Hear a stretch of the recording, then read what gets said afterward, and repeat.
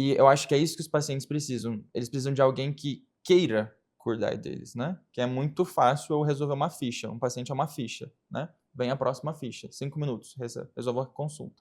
O difícil é você realmente se disponibilizar e se dispor a tocar a vida daquela pessoa e ajudar ela de fato.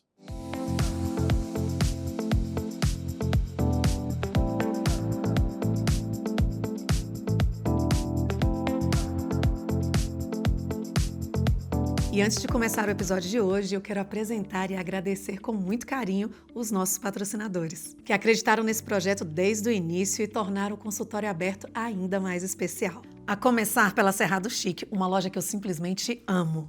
Com curadoria impecável em peças de decoração, móveis e itens exclusivos. Foi a Cerrado Chic que assinou toda a ambientação do nosso cenário.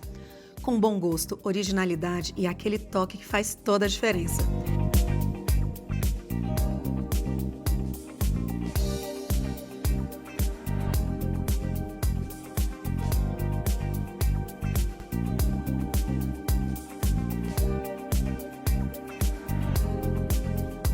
E para você que está nos acompanhando, tem 10% de desconto exclusivo na Cerrado Chic, para que você possa transformar os seus ambientes com elegância. O QR Code já está aqui e o link já está aqui na descrição. E hoje eu abro a porta do consultório com um médico que se formou extremamente cedo, já terminou a residência dele, está na ativa. Quantas pessoas você falou que já atendeu, Flávio? Mais de 20 mil pessoas. Você imagina isso? E é real. Hoje eu estou recebendo o Dr. Flávio. Ele vai contar um pouco da história dele, que é bem interessante. Obrigada, Flávio, por ter vindo. Bom dia, Carol. Muito obrigado por me receber aqui. É uma honra. Estou muito animado. Que bom. Então, eu gostaria que você se apresentasse e falasse um pouco da sua história, da sua trajetória, do porquê a medicina.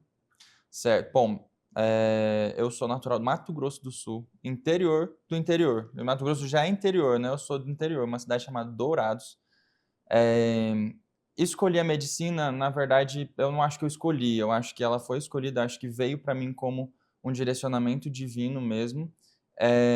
Eu estava no 3º ano do ensino médio e eu já tinha passado para direito no 2º ano, eu quase fiz aquele processo para entrar na faculdade, né?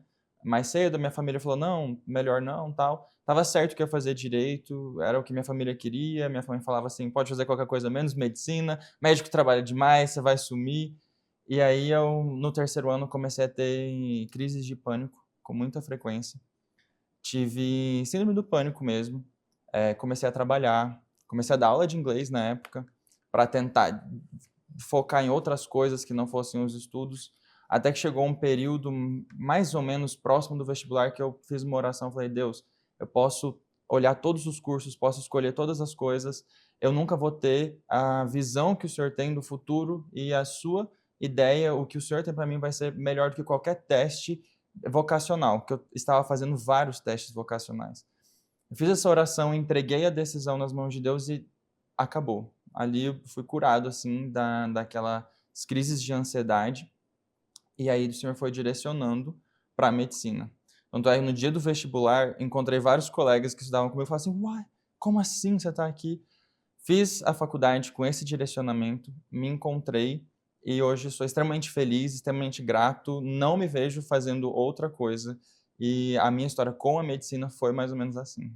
E a escolha da sua residência, né? O que te fez escolher essa especialidade, que é até nova, né? Se a gente for pensar. Na verdade, te ouvindo, né, estudando sobre você, eu acredito que é uma inovação, mas de algo que era feito lá atrás. Né? Ou seja, que bom que isso. As pessoas têm a tendência a pensar que inovação é fazer algo novo, né? Mas inovar pode ser muitas vezes fazer o que já se fazia muito bem feito. Queria que você explicasse sobre a área, a especialidade que você escolheu, para que a nossa audiência possa compreender e entender o quão importante, né, ela é no sentido da completude. Bom, primeira pergunta, a primeira parte da pergunta, né, foi sobre como eu escolhi, né?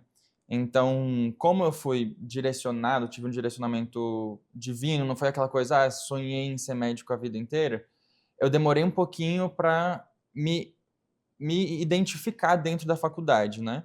E eu sempre gostei muito de participar de projetos sociais, e daí teve um projeto no terceiro ano da faculdade que eu participei, fui atender uma população carente do interior, bem ali divisa com Paraguai, Bolívia, no meu estado. E para esse projeto específico vieram médicos dos Estados Unidos e eu fui para ser tradutor deles, como eu tinha conhecimento na medicina e tal. Acabou que a gente teve mais de 1.000 pacientes para atender, então eu tive que começar a botar a mão na massa ali. Então eu era tipo um assistente desses médicos e eles conseguiam tocar 100% das pessoas. Então não importava se era uma unha encravada, se era uma pressão alta, se era uma dor de cabeça, se era uma queixa de saúde mental, qualquer coisa eles conseguiam abordar e resolver ali de maneira breve, conseguiam tocar todos os pacientes. Eu me lembro que um dia eu chorei dos atendimentos por causa de um atendimento que ele fez. Eu falei assim, cara, é isso que eu quero fazer. Então, desde o terceiro ano, eu já sabia que eu queria ser médico de família, né? Vários colegas tentavam me dissuadir da decisão, porque falavam assim, você vai ser o médico do SUS, né? Porque a especialidade, ela era muito voltada para o SUS. Eu falei, cara, eu acredito que a gente precisa resgatar o clínico geral, resgatar o navegador de saúde, alguém que consiga entender o ser humano na sua integralidade, e isso não é restrito ao SUS. Eu acho que todo mundo tem direito de ter um médico que conheça ela por inteiro, né? A pessoa por inteiro. E aí depois, com a medicina do estilo de vida, a gente vê isso, né? A medicina do estilo de vida é esse resgate da consciência, né? Da saúde, da promoção e prevenção através dos hábitos de vida e desse conhecimento integral, assim, independente da sua queixa, né? E aí esse foi uma decisão pensada, né, justamente baseado nos resultados que você viu, todos aqueles médicos. Isso quer dizer que fora daqui já é mais comum ou sempre essa medicina da família, esse entendimento geral do ser humano já era mais praticado? Sim, sim. Fora do Brasil, não. Aqui no Brasil, vamos fazer um paralelo rapidinho. Aqui no Brasil, você tem uma dor de cabeça, você vai ao neurologista, né? Você tem um resfriado, você vai ao otorrino. Você tem um problema de pele, você vai ao dermatologista. Uma alergia, você vai ao alergista. Então, você acaba frequentando muitos especialistas e acaba que o seu cuidado ele fica segmentado, né? Fora do Brasil, existe uma estratégia muito mais racional de saúde, que é você ter o seu médico. Então, eu tenho o meu médico. Eu vou primeiro no meu médico, ele me conhece, ele sabe as minhas comorbidades, ele sabe o que eu tenho de problema de saúde, ele sabe a história da minha família, e quando eu chegar lá apresentando um problema, vai ser muito mais fácil para ele descobrir, né? Então, a gente previne que intervenções necessárias sejam feitas, até intervenções erradas sejam feitas, e a gente, como eu digo, não é que a gente não vai utilizar um especialista em alguma área, não, pelo contrário, a gente vai precisar do especialista em vários momentos da nossa vida, mas você vai para o especialista, resolve o que tem que resolver e volta, porque você tem um coordenador da sua saúde, você tem um navegador para te guiar. Então, é uma medicina extremamente praticada fora do Brasil. Não existe, né, o acesso ao especialista sem antes você passar com o seu médico de família, né? O que você está falando agora me remete até quando alguém faz uma cirurgia. Vão passar vários especialistas com você ali na enfermaria, só que quem responde pelo seu caso é um médico. Um médico assistente, né? Que vai estar ali compreendendo o todo para reunir essas informações, porque senão não faz sentido e por onde navegar, né? Quem é aí o GPS que vai dar esses direcionamentos? A fascinação pela medicina da família eu consegui compreender. Gostaria até que você falasse, eu gosto muito por isso, eu vi isso depois de conhecer e depois de estudar. O que que te fascina e o que ainda não é compreendido sobre a medicina da família que você gostaria de esclarecer? O que me fascina é a possibilidade de eu te ajudar independentemente da sua queixa, né? Um dos grandes gargalos ainda era a saúde mental. Eu fiz a pós-graduação de psiquiatria, neurociências, então essa parte de saúde mental ela é muito presente hoje. Na verdade, eu acho que mais as pessoas vêm para o meu consultório muito mais por conta da saúde mental, mas elas encontram um médico que consegue acompanhar no longo prazo. E daí falou, mas você vai me pedir exame? Vou pedir exame, a gente vai ver, a gente vai repor vitaminas, a gente vai fazer o que você precisa para você ficar bem, né? E eu acho que o que não é compreendido é justamente a necessidade, né? As pessoas, elas... Quando eu pergunto assim, quem é o seu médico? Às vezes eu pergunto, chega um paciente por uma queixa ou outra, indicado, eu pergunto, quem é o seu médico? Ah, como assim? Ah, eu tenho o doutor fulano que cuida disso, o doutor Beltrano que cuida disso, o ciclano que cuida disso. Eu falo assim, mas quem que está coordenando? Porque às vezes eu pego uma prescrição que eu falo, esse remédio não combina com esse. Essa intervenção não combina com essa. Ou talvez se você tivesse feito isso aqui, você preveniria esses outros 3 remédios. Então a gente pega pacientes polimedicados, né? Com poliintervenções que não era necessário. Que uma Então, monoterapia fizesse muito efeito ali. exatamente. Então eu acho que o que não é compreendido é essa necessidade de você ter alguém, um médico para chamar de seu mesmo. Esse é o médico da minha família. Esse é o médico que eu vou, que eu levo, enfim, uma família, né? Vou colocar. Que eu vou, que eu levo meu marido, que eu levo meus filhos, que eu levo meus pais, né? Então um médico que conhece e trabalha, né? Eu atendo desde criança até adulto, idoso.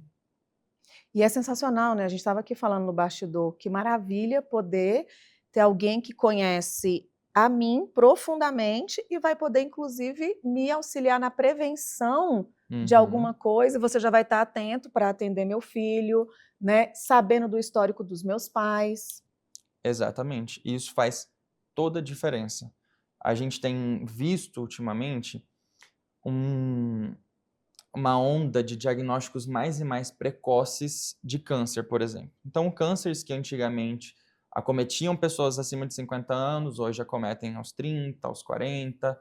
E quem deixou passar, né, alguma coisa? Será que essas pessoas que demoraram para ter um diagnóstico, será que elas tinham um navegador de saúde? Porque se você conta para mim, né, se eu acompanho a sua família, eu sei que seus pais tiveram algum histórico de câncer, eu já sei que anos antes da idade do diagnóstico do seu pai, eu preciso pedir aqueles exames para você, né? Olha como isso é sério, porque se eu deixo para fazer um check-up com um clínico que eu vou ver uma vez só para ele me pedir uma tabela de exames, ele vai pedir uma tabela de exames protocolar. Só que a gente entende que o ser humano não é protocolo, o ser humano é individual. Então, eu acredito numa medicina que é personalizada, sabe? Uma medicina que ela é desenvolvida para você e para suas necessidades.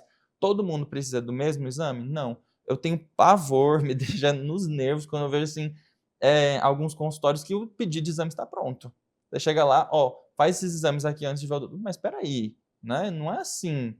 As minhas necessidades não são as mesmas que a sua, né? Então, como que a gente vai receber o mesmo pedido de exames, né? Como que a gente vai ser abordado da mesma forma? Acredito que é diferente. Sim, tem muita coisa que eu acredito, eu venho, né, de uma larga experiência da engenharia e a gente sempre procura identificar um método, a logística e a otimização de prazos, né? E, inclusive, essa experiência me ajuda muito em todo o trabalho que eu vou implementar. Agora, fazer isso por um ser humano, Um pouco diferente de carro, né? Um pouco de diferente linha de... de Um produção, pouco diferente, né? né? Porque até a nossa vivência, a nossa ancestralidade fala muito sobre tudo, o comportamento de cada um, né? Como eu me comporto mentalmente diante de um diagnóstico e como outra pessoa se comporta vai ter total influência no resultado daquela doença, cura ou não. Faz Uhum. sentido? Faz total sentido, né? Acho que na saúde mental a gente vê muito isso também, né? O resgate da prevenção, o resgate da promoção, o resgate do cuidado dos hábitos, igual você falou, medicina do estilo de vida, né? Paralelamente, ela é uma novidade, uma grande novidade, então ela está se estruturando como especialidade em vários países. E a gente fala assim, cara, o que é a medicina do estilo de vida? É você tratar e prevenir doenças com comportamento e hábitos de vida. Olha só, né? Tem algo mais específico, individual do que isso? Né? Isso não é uma linha de produção, né? Isso é um resgate, igual você falou, aquilo que já é ancestral, aquilo que é milenar, aquilo que a gente sempre soube, mas que numa consulta protocolar, numa consulta de 5 minutos, eu não consigo trabalhar. Porque eu vou falar para todo mundo fazer o mesmo exercício? Não. Vou falar para todo mundo ter o mesmo hábito? Não. para cada tipo de doença eu preciso de uma suplementação, preciso de um hábito, um tipo de exercício pode ser mais efetivo para tratamento de uma doença ou outra. E muitas vezes esse protocolo, essa coisa mais de linha de produção, que é muitas vezes o que o plano de saúde promove, né? Porque são consultas muito baratas, muito rápidas, não dá tempo. Com certeza. Não dá tempo de você personalizar. Agora, falando desses pacientes que chegam emocionalmente abalados, né, lidar com isso no dia a dia, eu imagino que seja desafiador. Como é que você cuida do seu corpo e da sua mente? Ó, excelente pergunta, né? Porque é aquilo, faço o que eu digo, não faço o que eu faço, né? Na prática, eu, eu tive, né, um diagnóstico. Eu fui diagnosticado com TDAH e eu fiz uso de psicoestimulante por um tempo. E não sou contra, prescrevo psicoestimulante, eu acho que a medicação está aí para ajudar, né? Não é aquela coisa, não vamos usar medicamentos, mas hoje eu me controlo, assim, me regulo com atividade física. Então, se eu passar alguns dias sem fazer atividade física, eu já sinto a necessidade de usar o psicoestimulante. Agora, na minha vida, depois que eu conheci a medicina do estilo de vida, foi o grande divisor de águas. Nunca fui de consumir tóxicos, né? Que é um dos pilares. Mas a atividade física, o sono, o cuidado com a rotina, o cuidado com a conectividade assertiva, então você ter pessoas à sua volta, isso faz parte da medicina do estilo de vida, né? O social, a conectividade, você ter pessoas à sua volta que vão te incentivar e que vão te levar por um caminho agradável, é isso que eu tenho feito. E, por exemplo, nesse meu diagnóstico, hoje eu tenho quase zero prejuízo, né? Vou dizer que não tem nenhum prejuízo? Não, existe, né? Algumas questões, mas hoje estou muito controlado. Ansiedade, já tomei muito remédio para ansiedade. A gente fala, né? É difícil passar pela faculdade de medicina sem um ansiolítico, mas hoje em dia, completamente controlado, com hábitos de vida. Então, eu busco ter uma alimentação saudável e não é aquela questão que eu fico com uma dieta restritiva o resto da minha vida. Não, eu só entendi quais alimentos são saudáveis, entendi que eu não vou ficar comendo embutido, tenho um pavor de coisas industrializadas. Não é que você nunca pode comer também, né? Uma abordagem personalizada, como eu falei, mas esses cuidados, eles mudaram a minha vida. E têm mudado a vida dos meus pacientes. Eu tenho desmamado medicações com hábitos de vida. Sensacional. Ao longo das entrevistas, né, eu vou concatenando as coisas e, inclusive, eu quero até desenvolver uma palestra falando dessa liderança do corpo, o quanto nós mesmos, a gente não precisa de inimigo, e Uhum. nem de coronavírus, e nem de nenhum outro, porque o que nós fazemos com nós mesmos já é o suficiente, é o corpo lutando contra o nosso comportamento.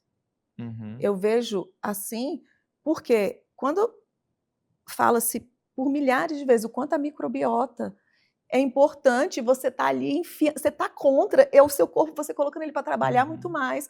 Aí você toma um medicamento onde não tem condição desse medicamento dele chegar até ali, porque toda seja a acidez ou a inflamação que está acontecendo, você compra o medicamento, mas baseado na sua alimentação, na sua má alimentação, você acaba com o efeito dele. É todo mundo tomando um monte de suplemento, economizando numa consulta, né? Eu gasto 500, 600 reais de suplemento, mas eu não vou na consulta. Eu quero economizar, já sei o que eu tenho que fazer. Sabe onde? As pessoas estudam muito para chegar a um consenso, né? Como você falou, às vezes a gente toma um monte de remédio que acaba com o efeito do outro remédio. Então, eu sempre incentivo aqui, né? Escolha um profissional. Isso é amor próprio. Você escolher um profissional para cuidar de você, para priorizar a sua saúde, você não está amando só você está amando você e a sua família, porque é alguém que vai te conhecer, vai estudar sobre você. Ah, mas eu não tenho condições. Mas todo mundo tem condições de comprar um iPhone. Você foi cirúrgica. Eu acho que se essa consciência ela estivesse na população, a gente teria muito menos erro, muito mais assertividade, né? Essa questão dos suplementos, igual você falou, gasto muito com suplemento. Eu costumo dizer que quanto mais suplemento o seu médico, o seu nutricionista prescreve, menos ele sabe trabalhar os seus hábitos de vida e sua alimentação. Porque putz, você está precisando ali suplementar várias coisas que estão disponíveis na comida, talvez essa pessoa que está te ajudando não está conseguindo te direcionar tanto nesse caminho, né? Será que a gente precisa de tanto suplemento? Eu tomo alguns suplementos, mas eu tomo aquilo que eu não consigo obter na comida ou aquilo que a minha ingesta não vai ser suficiente, né? Mas eu acho que a gente está sendo muito bombardeado com informações de todos os lados. Esses vídeos que a gente vê, eu falo assim, eu chego o paciente no consultório todo santo dia perguntando, doutor, o que você acha desse suplemento, desse outro, desse outro, desse outro? Eu falo, vamos ser racional. Se você for tomar todos os suplementos que você está vendo na internet, o que você vai comer? Você não se alimenta. Assim, isso eu fico abismado de ver. Isso aí, as pessoas já chegam no consultório tomando vários suplementos que ninguém prescreveu. Que o TikTok prescreveu, que os rios prescreveram. Sou contra a educação em saúde? Não, eu acho que a gente está aqui justamente para fazer isso, mas eu acho que a racionalidade, ela é muito importante, né? Sim. Agora eu trouxe uma situação que é de muita responsabilidade do paciente com a própria vida dele em busca de um profissional. Mas você não acredita que essa era de automedicação seja também um problema que os pacientes enfrentaram em estar não tendo uma boa relação com o médico? Com certeza. Eu acho que a gente causou muito isso, né? Eu já trabalhei em pronto-socorro, né? Quando eu trabalhava em pronto-socorro, consultas objetivas, muitas vezes uma boa consulta dura 5 minutos, tá? Não é sobre tempo, é sobre uma boa consulta. E já tive consulta de 5 minutos que pacientes se emocionaram pelo meu atendimento e eu falei assim, caraca, quem que estava te atendendo, né? Então eu acho que as pessoas estão muito machucadas com os médicos. Relatos de doutor, não olharam antes no meu rosto, não Sim. olharam nos meus olhos. Eu não consigo imaginar uma situação em que um paciente passa no meu consultório e não olhe pro rosto dele, né? Quando eu entendi a medicina como uma vocação, como algo que Deus trouxe, eu fiz um acordo com Deus. Eu estava na residência de medicina de família e eu tinha passado por algumas situações, algumas reflexões. Na nossa vida, a gente passa por momentos de muita reflexão. Em um momento de grande reflexão, eu fiz uma oração. Eu falei, Deus, eu tô aqui para servir. Eu sou médico e eu vou servir. Então, que 100% dos pacientes que passarem no meu consultório, eu quero impactar de alguma forma. Eu quero impactar. Por favor, me dê oportunidade de impactar. E aí, isso mudou. Eu fiz um compromisso com Deus de servir através da medicina. E eu acho que isso mudou a minha ideia. Eu penso que todo mundo que chega no meu consultório é o filho de alguém, é a mãe de alguém, é o familiar de alguém. E eu sempre falo isso para os pacientes também, eu nunca vou fazer nada para o meu paciente que eu não gostaria que fizessem para minha mãe. Então, se o paciente está sendo bombardeado de coisa negativa, está seguindo algo que eu acho que não vai ser bom para ele, eu falo, ó, se fosse a minha mãe, eu não deixaria. Então, não acho que é seguro seguir esse mesmo caminho. Então, eu acho que esse pacto com a sua profissão, esse pacto com o seu chamado, a sua vocação, eu acho que isso tem se perdido, né? Com certeza. E nesse momento eu chamo a atenção, como eu faço aqui, né, com as pessoas, com o paciente que vai buscar um médico, esse programa é justamente para incentivar você, enquanto paciente, se priorizar, respeitar o trabalho de alguém que profundamente estudou, mas também buscar por outro humano, não por Deus, porque eu falo que médico, né, pensa que é Deus, escreve ali uma receita e toma. Por quê? Eu tenho o direito de saber o que você Uhum. tá ali me receitando. Ah, mas você não sabe. Explica. Então, gente, para ter esse tempo é realmente pagando uma consulta, escolhendo um profissional. E você, profissional da saúde, assim como nós estamos falando aqui, será que é só responsabilidade das pessoas não quererem valorizar, não quererem pagar uma consulta? Por quê? Pagar uma consulta para alguém que realmente nem olha a sua cara, passa o remédio e te entrega, não vai gerar conexão, não gera relacionamento. Eu não quero voltar para um lugar onde parece que eu só escrevi para ele me dar um remédio. Aí o que ele pensa? Ah, eu vou repetir o mesmo remédio e por isso tanta automedicação. Então é muito fácil culpar a população quando eu também não estou fazendo um trabalho de acolhimento para que essa pessoa queira estar comigo, queira voltar comigo. Eu estou com a minha dermato, eu tive muita espinha, fui usuária de Roacutan, então, e passei muito tempo com ela. Eu não troco, tem milhares de pessoas que já me ofereceram, vem cá, Carol, faz um procedimento. Tudo que eu nem precisaria estar ali para pagar, eu continuo na minha dermatologista. Eu fui acolhida, ela estuda, eu sei o que ela estuda, ela é preceptora na UNB e há um motivo de eu continuar com ela.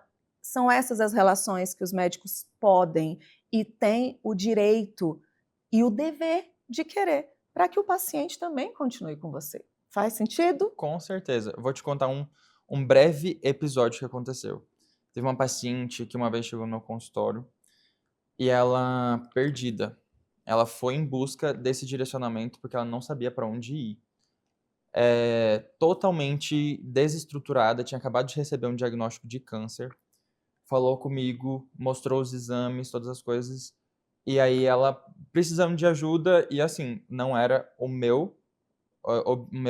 a minha responsabilidade, não era o meu papel obrigatório ali ajudar ela, que não era a minha especialidade, né? E eu falei para ela, olha, não é a minha especialidade, eu não sei tratar o que está acontecendo com você, mas eu me comprometo a estudar o seu caso se você não conseguir esse apoio. Encaminhei ela para um profissional e falei, se você não conseguir, ou se você precisar de alguma ajuda, se você precisar de algo para ser reestruturado, para ser trabalhado, para ser coordenado, volta aqui. Essa paciente continuou comigo, fez o tratamento dela, e eu acho que é isso que os pacientes precisam. Eles precisam de alguém que queira cuidar deles, né? Que é muito fácil eu resolver uma ficha. Um paciente é uma ficha, né? Vem a próxima ficha, 5 minutos, resolva a consulta. O difícil é você realmente se disponibilizar e se dispor a tocar a vida daquela pessoa e ajudar ela de fato. Mas o bom é que isso está mudando, né? Falando nisso, eu gostaria que você esclarecesse 2 pontos. Primeiro, o que você entende mesmo, que seja de uma forma facilitada, explica de uma forma didática, o que é esse médico navegador. E depois, falando em medicina do estilo de vida, o que ela promove no quesito longevidade, saúde, até porque estamos vivendo muito mais hoje e esperamos. Eu quero viver até 106, tá, Flávio? Por favor. Bom, o médico navegador, a gente usa esse termo para dizer que é aquele médico que está com você. Isso não é um termo patenteado, não, é um termo que eu uso, que alguns colegas usam, né? É o médico que navega com você a sua saúde. Então, fui pro especialista, cardiologista, resolver um problema. Eu fui lá com você. Se você ficou...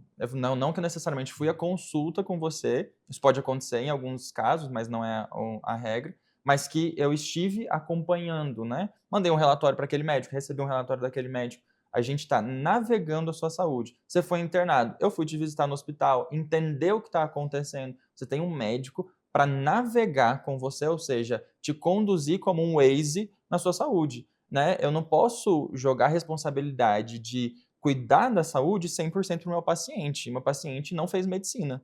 Ele não se ele tivesse feito medicina, seria muito fácil, né? Ele não é especialista em alguma especialidade, mas ele sabe onde ir, o que é. Não, eu estou aqui para te ajudar nesses momentos, né? E a respeito da medicina do estilo de vida, a medicina do estilo de vida ela trabalha com 6 pilares, né? Então, esses 6 pilares, eles são alimentação saudável, atividade física, o sono, a abstenção de tóxicos, né?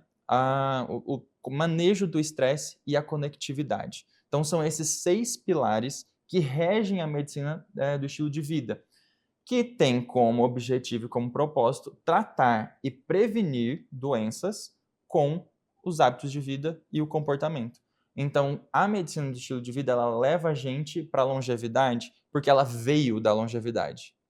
Então, é muito interessante porque nos primeiros módulos da pós-graduação a gente já estuda isso. As Blue Zones. O que são as Blue Zones? São as áreas do mundo que são consideradas no mapa, que é todo colorido, azuis porque tem pessoas centenárias, né? Então, tem muitas pessoas lá que têm mais de 100 anos. Então, a medicina do estilo de vida veio entender por que essas pessoas vivem tanto tempo. E foi identificado nessas populações padrões de hábitos e de estilo de vida. E esses padrões, eles foram sendo associados à ciência, à evidência científica, né? Medicina do estilo de vida, ela não é uma medicina sem evidência, ela é baseada em evidências e ela foi aplicada como métodos, como formas de você aplicar personalizada, entender as necessidades e aí foi sendo direcionada às doenças. Então, a doença X trata dessa forma, esse outro hábito é bom para aquilo. E aí, assim, a gente consegue ir replicando um pouco daquilo que, como você disse agora em pouco, os nossos ancestrais já sabiam e já faziam, né? Sensacional, quero estar nessa blue zone aí. Baseado na sua experiência, qual o principal erro que as pessoas cometem quando elas querem mudar o estilo de vida? Eu acho que são vários erros, mas eu acho que o principal é você ir para um específico ao invés de para um geral, né? Então, a gente precisa ter uma visão macro e ir ampliando o que a gente quer mudar, ao invés de pegar um ponto específico. Por exemplo, magnésio. Está todo mundo falando sobre magnésio. Vamos mudar o estilo de vida, começar a tomar mais magnésio. Não é assim que funciona, né? Mas todo mundo fala que é bom para o sono, é bom para isso, é bom para aquilo. Mas a gente tem que entender da onde está vindo esse problema. Porque talvez esse problema, talvez esse não seja o problema, talvez essa seja uma consequência de algum outro problema. Então, eu acho que o principal erro seria isso, a gente ter uma visão micro, uma visão específica, ao invés da gente olhar integralmente. Maravilha. Você estudou neurociência, psicopatologia, Comportamento. comportamento, e eu acredito que essas áreas, né, elas cruzam aí com mente, corpo, espiritualidade. Não é isso? É. E aí, o que eu quero? Como é que você enxerga essa relação entre ciência, fé e a medicina? Uau. Bom, eu tenho a minha fé muito, eu trabalho muito, né, minha espiritualidade. Eu acredito que o ser humano ele é corpo, alma e espírito. E, na verdade, isso já é até científico, né? A gente já conseguiu entender cientificamente com evidência robusta que a espiritualidade ela é protetiva, né? Então, eu trabalho muito isso com meus pacientes. Não de um ponto de vista de conversão e de religião, mas incentivando a espiritualidade. Então, eu sempre pergunto para o paciente qual é a sua fé, o que você acredita, o que você tem feito, você tem frequentado, né? Até porque apesar de a espiritualidade não fazer parte de um pilar da medicina do estilo de vida, ela faz parte do que é o ser humano. Então, ela vem muito antes de uma abordagem, ela vem da necessidade que a gente tem de se conectar com algo que é maior que nós, né? Então, eu sempre trabalho isso e envolvo e falo, ó, beleza, sua fé é essa, vamos trabalhar. Entre em contato com uma rede de apoio, tem uma conectividade naquele sentido, né? E às vezes as pessoas que não têm fé nenhuma, eu incentivo a espiritualidade da maneira mais científica que a gente tem, que são as práticas de meditação, que são as práticas de até exercícios físicos como yoga, outras práticas de reconexão, né? Maravilha, porque aí não engessa, né? Uhum. Eu acredito que quando é sobre religiosidade, é o que afasta. E à medida que até essa informação chegar, né, nas pessoas, ainda tem um tempo aí, porque a gente vai quebrando, né, esses paradigmas, e inclusive de respeitar, Uhum. né? Olha, explicar a importância do que é, o que acontece quando você... O que é a espiritualidade para além da religião. Exatamente. Que mensagem você deixaria para quem hoje busca equilíbrio, mas se sente perdido entre um corpo cansado, uma mente ansiosa, né? Como você falou no geral da família, eu sempre peço essa mensagem final do que você falaria para o seu filho. Olha, papai está indo e eu vou deixar essa mensagem para você, baseado nela, eu acredito que com o que você vai aprender aí para frente, mas mantenha isso aqui na sua vida. O que seria? Bom, é complexo. Tem uma frase que eu sempre falo para os pacientes no consultório quando é um diagnóstico difícil, quando é algo que está gerando agonia. Eu falo, calma, é complexo, mas vai dar certo. Eu acho que a esperança de que vai dar certo é uma esperança que a gente nunca pode perder. A gente sempre diz que a gente não pode garantir resultado, a gente não pode garantir o êxito, mas a gente pode garantir que vai tentar. E tentar estar junto, caminhar junto, apoiar as queixas, independente do que esteja acontecendo, isso é dar certo.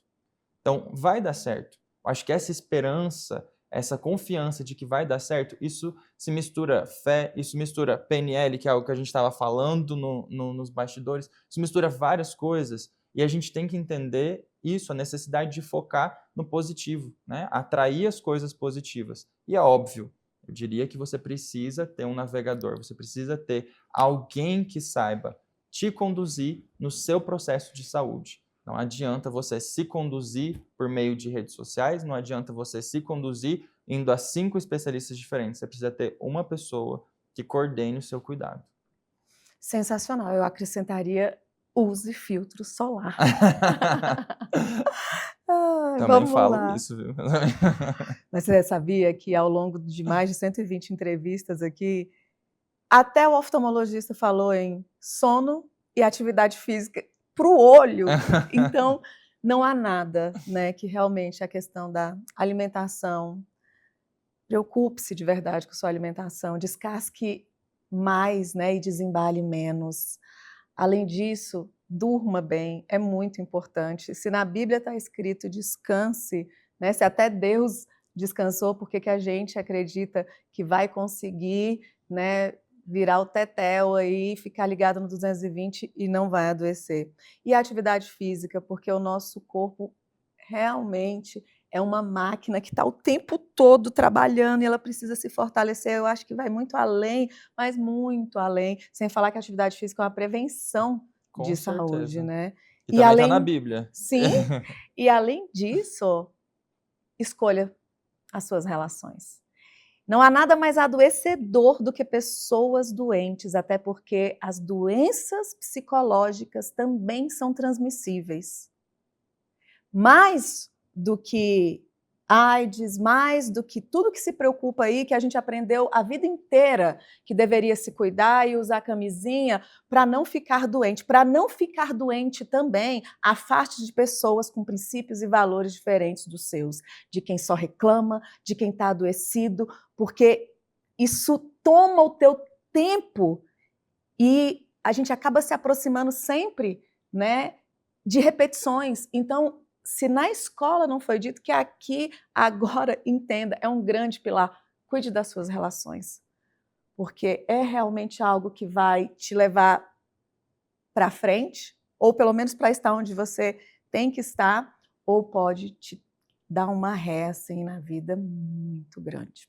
Né, doutor? Com certeza. Vamos para o quadro final, na ponta da língua, onde eu falo uma frase e você rapidamente completa, ok? Tenho certeza que não vai ser nenhum problema para você. Saúde é Bem-estar. um hábito que muda vidas. Atividade física. O maior erro dos pacientes hoje. Buscar uma pontinha antes de olhar o todo. Ansiedade. O que você diria para quem está vivendo isso? Vem pro meu consultório.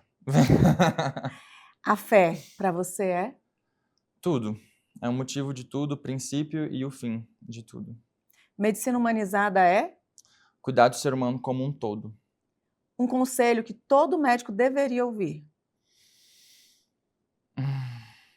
Que você cuide dos pacientes assim como você gostaria que cuidassem dos seus pais. Um livro ou autor que te marcou na jornada. C.S. Lewis. Liderança, né? Fé, esperança, liderança, tudo. O que o corpo ensina que a mente esquece. A dar um tempo. Eu acho que se a gente não se programa e não descansa, igual você acabou de falar, o nosso corpo ensina de uma forma difícil. Uma frase que resume sua missão como médico.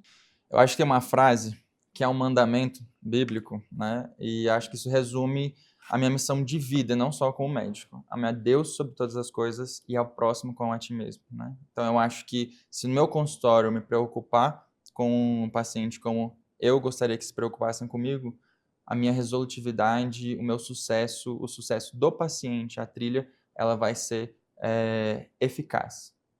Flávio Henrique Alencar Fernandes. Ah, é? Adorei essa. Eu não tinha entendido. Calma, vai de novo? Não, vai desse jeito. Bom, eu sou um filho de Deus, médico, apaixonado pela medicina, apaixonado por pessoas, pela mente humana e por comportamento.